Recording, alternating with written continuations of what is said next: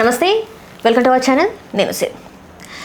AP ముఖ్యమంత్రి చంద్రబాబు నాయుడు గారు మరి బిల్ గేట్స్ని అయితే ఏపీకి తీసుకురావడం జరిగింది. మరి దీంతో ఇక మీదటైనా చాలా వరకు మరి పెట్టుబడులు వస్తాయని చెప్పేసి చాలా వరకు నమ్ముతున్నారు. మరి ఇందులో ఎంతవరకు వాస్తవం ఉంది అండ్ అట్లానే ఏపీలో ఐటీ ఏదైతే ఉందో అది డెవలప్ అవ్వడానికి కారణం మరి చంద్రబాబు నాయుడు గారు అని చెప్పేసి చాలామంది మాట్లాడుతున్నారు. దీని మీద విశ్లేషించి మనకు తెలియజేయడానికి మనతో పాటు ఉన్నారు ప్రముఖ రాజకీయ విశ్లేషకులు చింత రాజశేఖర్ గారు. నమస్కారం సార్. సార్, అంటే బిల్ గేట్స్ అనే వాళ్ళని ఎప్పుడైనా కూడా చూస్తే చంద్రబాబు నాయుడు గారే తీసుకొస్తూ ఉంటారు. గతంలో చూసుకున్నా, ఇప్పుడు చూసుకున్నా, గత ప్రభుత్వం జగన్మోహన్ రెడ్డి గారు ఉన్నారు. మరి అసలు ఇట్లాంటి దిగ్గజాలు ఎవరు రాలేదు. సో మరి ఇప్పుడు ఇక్కడ ఒప్పుకోవచ్చు, మరి జగన్మోహన్ రెడ్డి గారు ఇది చేయలేకపోయారు, ఏదైనా ఇట్లాంటి సాధ్యం చెయ్యాలి అంటే అది ఓన్లీ చంద్రబాబు నాయుడు గారే చేయగలుగుతారని. బిల్ గేట్స్ తీసుకొస్తే ఏమవుతుందమ్మా? అంటే ఐటీ డెవలప్ అవుతుంది కదా సార్. మనకి ఇక్కడ హైదరాబాద్లో కూడా అప్పుడు అంతే అయింది కదా సార్. అవునా?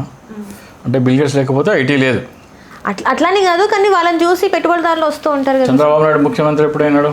95లో అయినాడు. 95 కంటే ముందర రాజీవ్ గాంధీ అంటే 1984 to 1989 రాజీవ్ గాంధీ ప్రధానమంత్రిగా ఉన్నప్పుడు సాఫ్ట్వేర్ ఇండస్ట్రీని, ఐటీ ఇండస్ట్రీని భారతదేశానికి భవిష్యత్తు అని చెప్పి ఆయన బాగా ప్రమోట్ చేసింది రాజీవ్ గాంధీ గారు. ఆయన ఏం చెప్పారంటే ఈ ఐటీ ఇండస్ట్రీని ప్రమోట్ చేయడానికి ప్రతి ఒక్క రాష్ట్రంలో ఒక ఐటీ హబ్ ఉండాలని చెప్పడం జరిగింది. సో నేదురుమల్లి జనార్దన్ అంటే కాంగ్రెస్ ముఖ్యమంత్రి ఉండగా ఆంధ్రప్రదేశ్లో ఈ ఐటీ కోసం ఒక సపరేట్ పార్క్ ఉండాలని చెప్పేసి ఇప్పుడున్న హైటెక్ సిటీ కోసం ఆయన పునాదులు వేశారు. ఆ తర్వాత కాంగ్రెస్ ఓడిపోయింది. కాంగ్రెస్ ఓడిపోయిన తర్వాత ఎన్టీ రామారావు ముఖ్యమంత్రి అయినాడు. ఎన్టీ రామారావు ముఖ్యమంత్రి అయిన తర్వాత కూడా అది కంటిన్యూ అవుతా ఉంది. ఎన్టీ రామారావును కూలదోసి చంద్రబాబు నాయుడు ముఖ్యమంత్రి అయినాడు. అది ఎప్పుడు 1995. సో ఇంతకుముందు మన కంప్యూటర్లలో డేట్ ఎట్లా రాసేదంటే 1999 వరకు డేట్కి 2 అంకెలు, మంత్కి 2 అంకెలు, ఇయర్కి 2 అంకెలు. అంటే రోజు తారీఖుకి 2, ఆ రోజు ఏ తారీఖు దానికి 2 అంకెలు, ఆ నెలకి 2 అంకెలు, సంవత్సరానికి కూడా 2 అంకెలే ఉండేవి. 1999 అని రాశారు. సో 31 డిసెంబర్ 1999 తర్వాత అది 1 జనవరి 2000 అంటే 010100 అంటే ఆ 00 ఏది 2000 1900 కంప్యూటర్ ఏం చేస్తుంది 1900కి వెళ్ళిపోతుంది. ఓకే, 1900 వెళ్ళిపోతే ఈ బ్యాంకులు, ఇన్సూరెన్స్ కంపెనీలు వీటన్నిటికీ సాఫ్ట్వేర్ ఏమైపోయిందంటే పనికి రాకుండా పోతుంది. సో ఇది ఎప్పుడు పసిగట్టినారు? 1998లో పసిగట్టినారు. దీన్ని మార్చాల. దాన్ని ఏమంటారంటే Y2K బగ్ అంటారు. Y2K bug. సో ఆ ఎర్రని సరి చేయాలంటే 2 సంవత్సరాలలో కంప్యూటర్ నాలెడ్జ్ ఉన్న ప్రోగ్రామర్స్ కావాలి. ఎక్కడ? ప్రపంచవ్యాప్తంగా ఇమ్మీడియట్గా కావాలి 2 సంవత్సరాల లోపల. అంటే నీకు ఈ రోజున ప్రోగ్రామ్ వస్తే రేపటి నుంచి పనిచేయదు. ఒకసారి ప్రోగ్రామ్ రాస్తే అది చేసి రన్ చేసి అది ఇంప్లిమెంట్ అయ్యి అంతా పర్ఫెక్ట్గా ఉందనడానికి 6 నెలల నుంచి 7 ఏడాది పడుతుంది. 7 ఏడాది ట్రయల్ రన్ ఉంటుంది. ఆ తర్వాతనే దాన్ని వాడటం మొదలు పెడతారు. సో 2 సంవత్సరాల లోపల ఈ కంప్యూటర్ ప్రోగ్రామర్స్ కావాలి. ఎక్కడున్నారు కంప్యూటర్ ప్రోగ్రామర్స్? ఎక్కడ వెతికితే ఇండియాలో ఉన్నారు. ఇండియాలో ఎందుకున్నారు? రాజీవ్ గాంధీ గారు ఐటీకి మన భవిష్యత్తు అని చెప్పేసి ఈ కంప్యూటర్ సాఫ్ట్వేర్ని ప్రమోట్ చేస్తే అందరూ కంప్యూటర్ ప్రోగ్రామింగ్ నేర్చుకోవడం మొదలుపెట్టారు. నేను ఎప్పుడు నేర్చుకున్నాను తెలుసా? 1987 నాకు diploma in computer programming and application. Degree చదువుతున్న వాళ్ళు సడన్గా మానేసి ఇదేదో కొత్త ఉందని చెప్పేసి డిగ్రీ వదిలేసి దీంట్లో జాయిన్ వెంటనే నాకు విత్-ఇన్ నా కోర్స్ అయిపోయి ఇవాళ కోర్స్ అయిపోయింది, నెక్స్ట్ డే జాబ్. నాకు 1000 రూపీస్ ఫస్ట్ శాలరీ. ఇవాళ కోర్స్ అయిపోతే నెక్స్ట్ డే జాబ్. ఎక్కడెక్కడ హ్యాండ్స్ ఉన్నారో అక్కడెక్కడ కావాలి అన్నట్టు ఉండే, అంత డిమాండ్ ఉండే. సో ఆ రోజుల్లో ఆ దేశం అంతా ఎక్కడున్నారో ప్రపంచం అంతా ప్రోగ్రెస్ అవ్వంటే ఆంధ్రప్రదేశ్, సౌత్ ఇండియాలో ఎక్కువ ఉన్నారు. కాబట్టి ఇక్కడ వీళ్ళందరూ సాఫ్ట్వేర్ వైపు వెళ్ళినారు. సో అట్లా ఆంధ్రప్రదేశ్కి సాఫ్ట్వేర్ ఇండస్ట్రీ రాజీవ్ గాంధీకి పునాదులు వేస్తే రాజశేఖర్ ఈయన బిల్ గేట్స్ని తీసుకొచ్చినాడు, కరెక్టే. కానీ బిల్ గేట్ తీసుకొచ్చినాడని ఎవరన్నా సాఫ్ట్వేర్ ఇంజనీర్ అవుతాడా? లేదు సార్. బిల్ గేట్స్ వచ్చినాడు హైదరాబాద్ కాబట్టి హైదరాబాద్లో సాఫ్ట్వేర్ చదవాలని వస్తుందా? లేకపోతే నీకు చదువుకోవాలనే ప్రతిభ ఉంది కానీ పైసలు లేవు చదువుకోవడానికి. నువ్వు సాఫ్ట్వేర్ ఇంజనీర్ అవ్వాలని నీకు టాలెంట్ ఉంది కానీ డబ్బులు లేవు. రాజశేఖర రెడ్డి ఏం చేసినాడు? ఫీజ్ రియంబర్స్మెంట్ అని తీసుకొచ్చాడు. ఫీజు రియంబర్స్మెంట్ అనే ఎప్పుడైతే వచ్చిందో ఇంజనీరింగ్ కాలేజీల్లో ఫీజులన్నీ మేమే కడతామంటే డిగ్రీలు BA BCom వదిలేసి అందరూ ఇంజనీరింగ్ చదవటం మళ్ళీ. అప్పుడు ఏమైంది, ఏం చదువుతున్నాం ఇంజనీరింగ్లో అంటే సివిల్ మెకానికల్ వదిలేసారు అందరూ, కంప్యూటర్ సైన్స్ సాఫ్ట్వేర్ ప్రోగ్రామింగ్. అట్లా సాఫ్ట్వేర్ ఇండస్ట్రీ ప్రోగ్రామర్స్ తయారయ్యారు తెలుగు వాళ్ళు. అట్లా సాఫ్ట్వేర్ ఇంజనీర్లు తయారయ్యి అట్లా హైదరాబాద్కి సాఫ్ట్వేర్ బూస్ట్ వచ్చింది. అంటే ఫస్ట్ రాజీవ్ గాంధీ గారు పునాదులు వేస్తే బిల్డింగ్ రాజశేఖర రెడ్డి కట్టినాడు. అందులో చంద్రబాబు నాయుడుకి వీసమెత్తు పని లేదు. సో అప్పుడు బిల్ గేట్స్ తీసుకొచ్చినాడు. బిల్ గేట్స్ అంటే పెద్ద గొప్ప మైక్రోసాఫ్ట్ అధినేత, ప్రపంచంలో అత్యంత ధనవంతుడు. కానీ ఇప్పుడు ఎప్స్టీన్ ఫైల్స్లో చాలా మంది ఏంటంటే అసలు ఫస్ట్ టైం ఇండియాలోనే మరి చంద్రబాబు నాయుడు గారుకి టైం ఇచ్చారు, మాట్లాడారు ఫస్ట్ టైం అని చెప్పేసి మరి ఉన్నాయి కదా సార్. మేము చిన్నప్పటి నుంచి మేము అదే విన్నాం, అదే పబ్లిసిటీ చేసినారు. మొన్న తిరుపతి కొండల్లో 2 కొండలే అని రాజశేఖర రెడ్డి జీవో ఇచ్చాడు అని చెప్పి నేను వెళ్ళి పాప ప్రక్షాళన చేసుకున్నాను చెప్పి ఈయన బిల్డప్ ఇవ్వడము. పవన్ కళ్యాణ్ ఎప్పుడు ఎందుకు వెంకటేశ్వర స్వామి మీద పెట్టుకుంటాను, పవన్ కళ్యాణ్ ఇవ్వడం సిగ్గన్నా లేదు. మనం చేసిన తర్వాతనే ఈ రోజున జీవోలతో సహా మనం ఒక 10 days క్రితం చేసాం దాని మీద.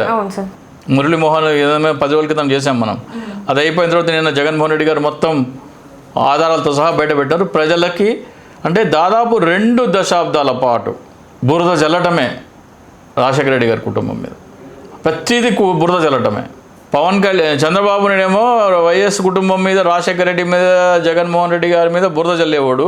ఇప్పుడు ఆయన చేతులకు బురద అంటకుండా పవన్ కళ్యాణ్తో చదివిస్తుండు. నువ్వు జల్లు రాబాయి, బురద అయితే నా చేతులు ఖరాబ్ అయితే ఆ బురద నువ్వు జల్లుని పవన్ కళ్యాణ్తో చదివిస్తున్నాడు. ఈయనేమో పవన్ కళ్యాణ్ బురద జల్లుతున్నాడు. అన్నీ అబద్ధాలే. ఒకసారి ఒక ప్రోగ్రామ్ చేద్దాం వీళ్ళు ఏమేమి బురద జల్లినారో అని. హార్లోడ్ అట్లా అంటేనే మీ మీద ఇప్పుడు కేసు నమోదు చేశారు. మళ్ళీ దీని మీద కూడా అంటే మరి ఇంకేం అమ్మా ఏముంది పోతాం చెప్పాను కదా, మొన్న కూడా చెప్పాను కదా.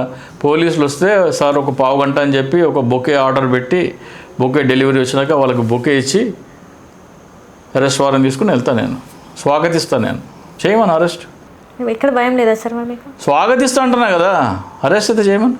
అంటే చెయ్యరనా? నేను అరెస్ట్ చేస్తే నన్ను ఈ అమరావతి ల్యాండ్ పూలింగ్ మీద లెటర్స్ రాసే అంశం ప్రతి ఇంటి నుంచి ఒకటి రాస్తారు, లక్షల్లో వెళ్తాయి లెటర్స్. నన్ను అరెస్ట్ చేస్తే చంద్రబాబు నాయుడు జైలుకి పోతాడు. ఓకే, మీ అరెస్ట్ చంద్రబాబు నాయుడు గారి పక్క. ల్యాండ్ పూలింగ్ అంశం సుప్రీంకోర్టు ప్రధాన న్యాయమూర్తి గారి దగ్గర మిలియన్లలో లెటర్స్ వెళ్తే సిబిఐ ఎంక్వైరీకి ఆర్డర్ చేస్తారు. సిబిఐ ఎంక్వైరీ ఆర్డర్ చేస్తే చంద్రబాబు నాయుడు జైలు. చంద్రబాబు నాయుడు, నారా లోకేష్, నారా దేవాంశ్ రాజకీయాల్లో చాప్టర్ క్లోజ్.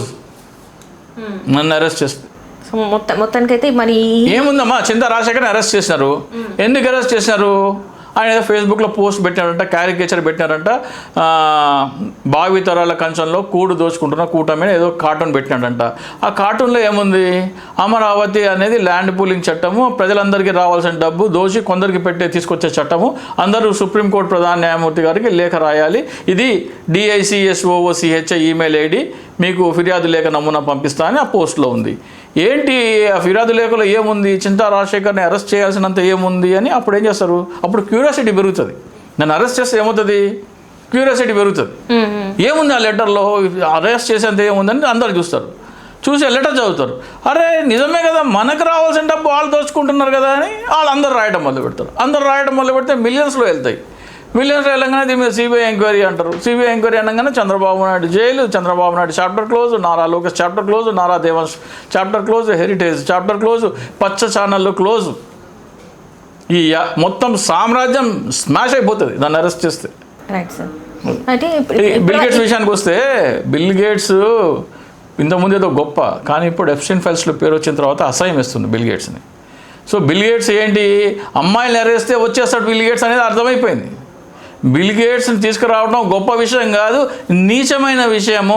అమ్మాయిల్ని అరేస్తే వచ్చేస్తాడు బిల్ గేట్స్ అనేది ప్రపంచంతో అనుకుంటున్న తరుణంలో బిల్ గేట్స్ని తీసుకురావచ్చి మన ఆ దరిద్రం మా కంట కట్టడం ఎందుకు, దరిద్రం అంటారు మీరు? మరి ఎప్స్టీన్ ఫైల్స్లో ఏముంది, 3000 సార్లు ఏమో ఆయన పేరు ఉందంట. అందరి పేరు, చాలా మంది పేర్లు ఉన్నాయి. ఇప్పుడు మరి మోదీ గారి పేరు ఉండగా ఈయన పేర్లు గణనీయమైన సంఖ్యలో ఉంది. సో ఏంటంటే ఇంతకుముందు బిల్ గేట్స్ రావడం గొప్ప విషయం అయితే, బిల్ గేట్స్కి అమ్మాయిలు వేస్తే బిల్ గేట్స్ ఎక్కడికైనా వస్తాడు అనేది ఎప్స్టీన్ ఫైల్స్ ద్వారా మనకి రుజువైంది. అనిల్ అంబానీ పేరు కూడా వినిపించింది. అవును, అనిల్ అంబానీ పేరు కూడా వినిపించింది. ఒక ఆధ్యాత్మిక గురువు ఉన్నాడంట, ఆయన భక్తి గురించి పుస్తకాలు రాస్తే పెద్ద ఏదో ఏదో తివారీ, ప్రమోద్ తివారీ ఏదో పేరు సరిగ్గా గుర్తు రావట్లేదు. ఆయన భక్తి భక్తి భక్తి అని చెప్పాడు. ఆయన ఈమెయిల్ ఏం పెట్టాడు తెలుసా? దేవుడు అనేది ఊహాజనితం, అందమైన అమ్మాయిలు అనేది వాస్తవం అని పెట్టాడు. ఇంత నికృష్టులు, దేవుడు వెనకాల ఎంతెంత మోసం చేస్తున్నారో ఈ గురీజీలు, ఈ స్వామీజీలు, ఈ దొంగ బాబాలందరూ, వీళ్ళకి తెలుసు దేవుడు లేడని, దేవుడు లేడు అంత ఇదని వీళ్ళకి తెలుసు. భక్తులని మభ్యపెట్టడం, వీళ్ళు డబ్బులు సంపాదించుకోవడము, ఈ అమ్మాయిలతో ఎంజాయ్ చేయడమే వీళ్ళ పని. సో బిల్ గేట్స్ తీసుకురావడం గతంలో గొప్ప, ఇప్పుడు నీచమైన పని అది. బిల్ గేట్స్ చిచ్చి అంటారు. రైట్ సార్, మొత్తానికి అయితే ఎప్స్టైన్ ఫైల్స్ అయిన పేరు ఉంది కాబట్టి ఇట్లాంటి మానుకుంటే మంచిది అంటారా? మరి చంద్రబాబు నాయుడు గారు నికృష్టమైన పని బిల్ గేట్స్ తీసుకురావడం అంటే. అమ్మాయిలు ఎక్కడ ఉంటే అక్కడ పోతాడు బిల్ గేట్స్.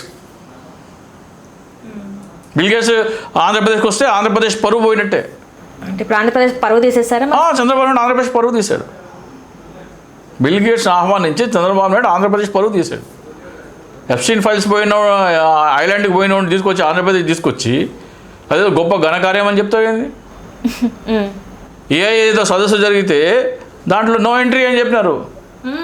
ఏ సదస్సుకి బిల్ గేట్స్కి నో ఎంట్రీ.